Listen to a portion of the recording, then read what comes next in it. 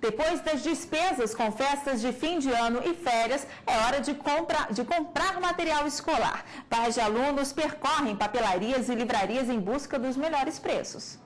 Vai chegando o meio de janeiro e as papelarias começam a receber os pais dos estudantes para o início das aulas. É a época das compras de material escolar. Hora de ficar atento. Levar os filhos à loja pode representar um gasto a mais. A dona de casa, Cláudia Pereira, por exemplo, já sabe que vai gastar a mais levando a filha Marcela, de 14 anos, à papelaria. A minha filha que escolhe todo o material dela, então não tem como mais eu pesquisar preço, isso. Tem que ser o que ela quer, do jeito que ela quer, tudo. Até porque o critério de Marcela é bem diferente do custo aliado ao benefício. A capa e as folhas. A capa tem que ser bonitinha e a folha tem que ser decorada.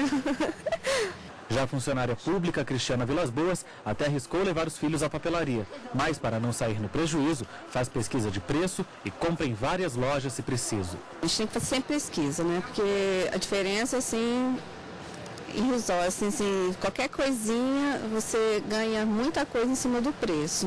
Então, sempre é pesquisa. A gente passa o fax para as empresas, né, papelarias, e elas respondem para a gente vai em cima do menor preço e consegue economizar bastante nisso. No fim das contas, a palavra final sobre a escolha do material escolar deve ser mesmo dos pais, porque variedade não falta sobre os valores e os tipos. Por exemplo, nessa papelaria aqui, um item simples e que sempre consta em qualquer lista de material escolar, a borracha, pode custar de R$ 1,35 até R$ 9,90. O cliente está muito bem orientado. Ele sabe que um produto com uma qualidade superior vai aumentar o uso. Então, eles estão procurando adequar. O que eu tenho de melhor com o menor preço, um preço justo. E os pais também devem ficar atentos a possíveis abusos nas listas de material escolar. Nós orientamos a escola para não incluírem na lista de material, por exemplo, material de higiene, material de consumo, material de expediente da escola. Mas vamos supor que o papel higiênico seja adotado numa atividade curricular para a confecção de fantoches de papier-mâché. Então, é possível estar na lista de material o papel higiênico. Bom, e para falar sobre o assunto, nós recebemos aqui no estúdio o diretor-geral do PROCON do DF, Oswaldo Moraes. Boa tarde, bem-vindo ao Jornal da Justiça. Boa tarde. Bom, diretor, como é que funcionam essas fiscalizações do PROCON com relação à compra de material escolar? Olha, dado o grande número, exorbitante, inclusive eu diria, de lojas, é quase que impossível a gente passar em todas. Aproveito até para dizer ao consumidor, detectando qualquer irregularidade, comunique ao PROCON, através do 151 ou presencialmente, pode nos procurar. Porque o trabalho é feito principalmente a partir de denúncia, né, dos próprios pais. Ainda mais esse segmento de mercado, que é uma variedade muito grande, quantos milhões de alunos que não tem aí. Então, verificar, você sabe que é quase que impossível. Então, nós reforçamos sempre com os pais, encontrando qualquer irregularidade, não deixe de manifestar. Pois é, um exemplo seria a questão da lista abusiva, né? Que já é uma irregularidade, né? O que o pai pode fazer? É justamente isso, procurar o PROCON. Nesse caso, o pai deve procurar a escola, né? A direção da escola. Não obtendo êxito, imediatamente tem que recorrer ao PROCON, porque aí o PROCON tem as sanções administrativas. Pois é, qual que é a multa para a escola que descumprir alguma norma? A multa varia de R$ 414 a R$ 6.200.000.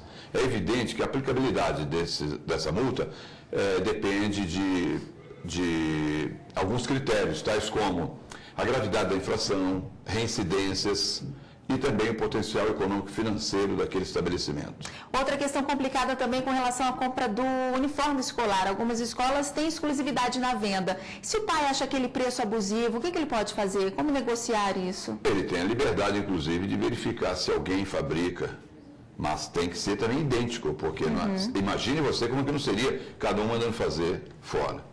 Agora, compras em grandes quantidades, vale a pena pedir aquele descontinho, né? Tentar negociar de uma forma ou outra, né? Vale a pena pesquisar, porque em Brasília nós fizemos uma pesquisa em todo o Distrito Federal e vimos que o mesmo produto em diversas lojas, ele chega a ter um diferencial de 800% no valor. Então, tem que pesquisar preço e eu diria mais, Não fique só no preço. Pesquise também qualidade, porque às vezes um produto barato demais tem uma vida útil muito curta, ao passo que se ele pagar um pouco mais, ele poderá comprar um produto com uma vida útil longa, bem prolongada. Certo, agora vamos responder a uma pergunta gravada nas ruas sobre esse tema de hoje. Vamos ouvir. Eu sou Cláudia, sou professora. Eu gostaria de saber se a escola pode cobrar um material específico, uma marca específica de material. A escola pode exigir uma marca específica de um determinado produto? Não. Inclusive, o próprio código proíbe a venda casada, ou seja, você condicionar um produto a outro ou um serviço a outro, não se pode. Mas ela pode determinar, no caso de livros, qual editora deve ser comprada? Sem problemas. O que não pode é determinar marcas. Agora, é exatamente isso, a venda casada não é permitida. Então, exigir a compra do material em determinada papelaria também não pode. É o mesmo sentido. Ele estaria direcionando, né, aquele serviço dele a um outro. Ele está condicionando. Isso aí fere o artigo 39, inciso 1. Mesmo se a escola oferecer um desconto para quem comprar em determinada papelaria, também seria uma forma de venda casada ou não? Olha, eu já vejo até com a extensão de um benefício a escola sugerir alguma papelaria, até porque, por estar próxima, ou porque realmente ele pratica um preço muito aquém do mercado. Sugerir preço não é problema, não pode determinar. Pois é, agora é aquela questão também, a lista de material que exige alguns produtos de higiene.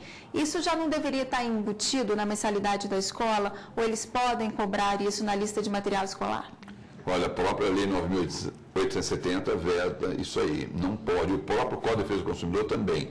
Então, material de limpeza, higiene, material de expediente, não tem nada a ver com o aprendizado do aluno.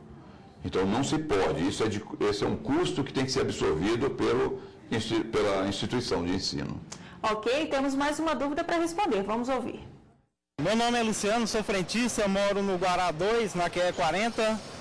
E se a escola me obrigar a comprar um material escolar para o meu filho, eu não tiver o dinheiro para comprar determinado material escolar, a escola pode punir meu filho por isso? Não, de forma alguma. Como é que fica essa situação? Não, punir não pode. Para você ter uma ideia, o aluno, até mesmo inadimplente, não pode sofrer ameaças, constrangimento, não pode ser tolhido de fazer provas, né? Agora, se ele tem um outro material do ano passado, ele deve ir utilizando, mas procurar a direção, esses casos pontuais devem ser tratados com a direção da escola, que sempre vão arrumar uma saída favorável ao consumidor. E o material que sobrou do ano anterior, que não foi utilizado, pode ser devolvido? Tem que ser devolvido? Qual que é a regra? Tem que ser devolvido, porque o pai, presenciamos aí a dificuldade.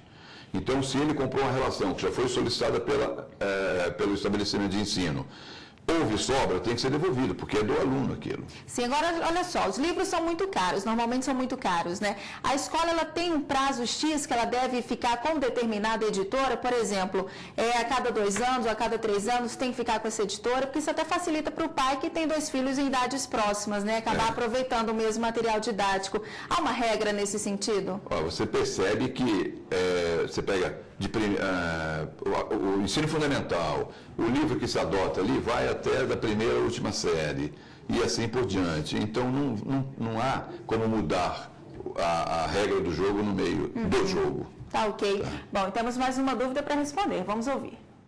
Eu sou a Andréia, sou professora. Eu gostaria de saber se eu posso comprar um livro didático mais barato e diferente do que está na lista? E aí, fica complicada essa situação? Fica, porque se já foi determinado, né, uma editora, um livro, foi especificado aquele livro, porque está diretamente relacionado ao aprendizado, à educação daquele aluno. Tem que ser aquele. Sim, o mesmo vale para dicionário, por exemplo? Tem que ser o que está indicado na lista ou a família pode comprar de outra editora? Enfim? Não, aí não resta a menor dúvida também, porque ela pode comprar. Não se pode determinar marcas, né? E o conteúdo acaba que é o mesmo, gramática, dicionário, né? Perfeito, é a mesma coisa. Sim, então, agora, doutor, outra questão que, agora que a gente está entrando no início do ano letivo, vamos falar também da questão das mensalidades, das matrículas escolares. O que os pais têm que ter atenção no momento de renovar a matrícula, efetivar a matrícula de um aluno? Verificar se realmente, por exemplo, houve um reajuste com percentual muito alto, primeiro passo é ele pedir uma planilha. Ele tem esse direito de pedir uma planilha para a escola, para ver a planilha de custos, para ver se realmente aconteceram investimentos que permitiram aquele índice para reajuste. Agora, é correto a escola cobrar a mensalidade e mais 12, cobrar a matrícula e mais 12 mensalidades? Se ele cobrar a matrícula, já vai ser deduzida na primeira parcela, ou seja, o custo tem um custo X. X você vai dividir por 12 porque são 12 meses, é o ano. E se for no semestre, ele vai dividir por 6. É assim que se faz. Mas nada, não pode ter 13 mensalidades. São 12 mensalidades. Reserva de matrícula pode ser cobrada? Pode. Desde que no primeiro vencimento ele já deduza aquilo que ele recebeu antes. E a cobrança por diploma, documento de transferência de curso, isso pode ser cobrado? Vamos excetuar aí o diploma. O resto pode ser cobrado e deve obrigatoriamente estar de forma visível, bem informado para o consumidor, previamente, os custos. Agora, o diploma não. O diploma já faz parte do custo daquele curso. Tá ok, diretor. Muito obrigado pela participação e tenha uma boa tarde. Boa tarde.